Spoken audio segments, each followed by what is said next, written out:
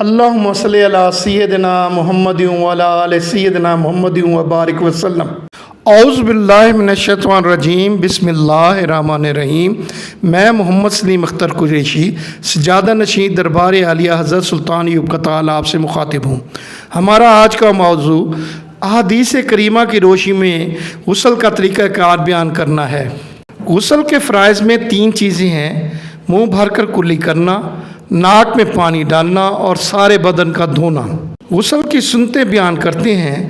سب سے پہلے بسم اللہ کا پڑھنا، نیت کرنا، دونوں ہاتھوں کا دھونا، اپنے اعضائے مخصوصہ کا دھونا، پھر پورا وضو کرنا اور 3 بار تمام جسم پر پانی ڈالنا، قبلہ رخ نہ ہونا، ننگا نہ ہونا، تمام بدن پر پانی ڈال لینا، سارے جسم پر پانی اچھی طرح بہہ جائے، ایسی جگہ نہانا جہاں کوئی اور نہ دیکھے، پانی میں کمی یا زیادتی نہ کرنا۔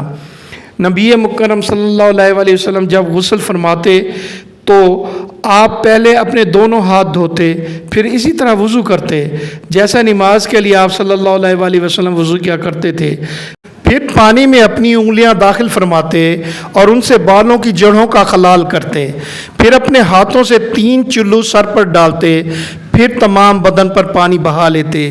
یہ صحیح بخاری کی حدیث نمبر 248 ہے۔ نبی مکرم صلی اللہ علیہ وسلم نے نماز کے وضو کی طرح وضو کیا، البتہ پاؤں نہیں دھوئے، پھر اپنی شرمگاہ کو دھویا اور جہاں کہیں بھی نجاست لگی ہوئی تھی اس کو دھویا، پھر اپنے اوپر پانی بہا لیا، پھر پہلی جگہ سے ہٹ کر دونوں پاؤں کو دھویا۔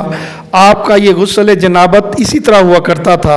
یہ ایک صحیح بخاری کی حدیث نمبر 249 ہے، اور صحیح بخاری کی حدیث نمبر 254 ہے کہ رسول اکرم صلی اللہ علیہ وسلم نے فرمایا، میں تو اپنے سر پر 3 مرتبہ پانی بہاتا ہوں، اور آپ صلی اللہ علیہ وسلم نے اپنے دونوں ہاتھوں سے اشارہ کیا۔ معزز سامعین کرام، آپ سے گزارش ہے کہ اس چینل کو سبسکرائب کریں اور بیل آئیکن کو پریس کرنا نہ بھولیں۔